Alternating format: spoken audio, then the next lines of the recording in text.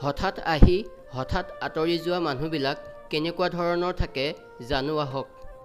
হঠাৎ কোনো এজন ব্যক্তি আপোনাৰ জীৱনলৈ প্ৰৱেশ কৰিব। আপোনাৰ দৈনন্দিন কথা পতাৰ সংগী হৈ উঠিব।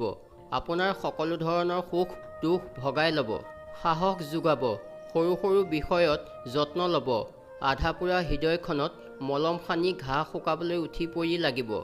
আপোনাক ৰ'দত পুৰিবলৈ আৰু বৰষুণত তিতিবলৈ শিকাব। আকাশৰ শূন্যতা, জোনবাই নীৰৱতা, সকলোৰে মাজৰ মাদকতাৰ অনুভৱ কৰাব। মুঠতে আপোনাক নতুনকৈ জীয়াবলৈ শিকাব। আমি ল'ৰা ছোৱালীসকলে ইমানতেই মমৰ দৰে গলিবলৈ আৰম্ভ কৰোঁ। আমাৰ আৱেগিক মনটো যে চঞ্চল হৈ পৰে। লাহে লাহে আপোনাৰ এনে অনুভৱ হ'ব যে এইজনেই সেইজন ব্যক্তি যাৰ বাবে ইমান বছৰ অপেক্ষা কৰি আছিলোঁ। তেওঁ মোৰ লগত সদায় থাকিব, কেতিয়াও এৰি নাযায়। ক্ৰমে তেওঁ আপোনাৰ অভ্যাসত পৰিণত হ'ব। এই অভ্যাস এদিন গৈ বদ অভ্যাসত ৰূপান্তৰিত হৈ পৰিব। কিন্তু হঠাৎ এদিন সেই ব্যক্তিজন সলনি হৈ যাব। স্বাৰ্থ শেষ হোৱাৰ পিছত যে মানুহৰ জিভা নিমতকৈও তিতা হৈ পৰে। প্ৰয়োজনতহে মানুহৰ কথা মৌৰ দৰে মিঠা হয়। তেওঁৰ তেতিয়া ব্যস্ততাৰ সীমা নোহোৱা হৈ পৰিব। কল মেছেজৰ সংখ্যা কমি গৈ শেষত নোহোৱা হৈ যাব।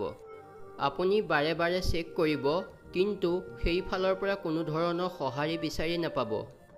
প্ৰথমে তেওঁ বুজাব আপোনাক, তেওঁ যে নিৰুপায়, তেওঁৰ জীৱনত ব্যস্ততাই হেঁচা মাৰি ধৰিছে, কোনোমতেই সময় দিব পৰা নাই।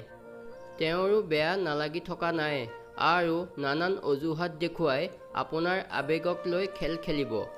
ইয়াৰ পিছত লাহে লাহে যোগাযোগ নোহোৱা হৈ যাব। আপুনিও বুজি পোৱা হৈ উঠিব যে নিজৰো কিবা আত্মসন্মান আছে। গতিকে আপুনিও আমনি কৰিবলৈ এৰি দিব। যিজন মানুহে আপোনাক হতাশাৰ পিঞ্জেৰাৰ পৰা মুকলি কৰি আনিছিল, তেওঁৱে আকৌ এবাৰ অন্ধকাৰ পিঞ্জেৰাৰ ভিতৰলৈ ঠেলি পঠিয়াই দিছে। গতিকে এনেকুৱা ধৰণৰ মানুহৰ পৰা সদায় সাৱধানে থাকিব। এইবোৰ আপোনাৰ জীৱনতো হ'ব পাৰে।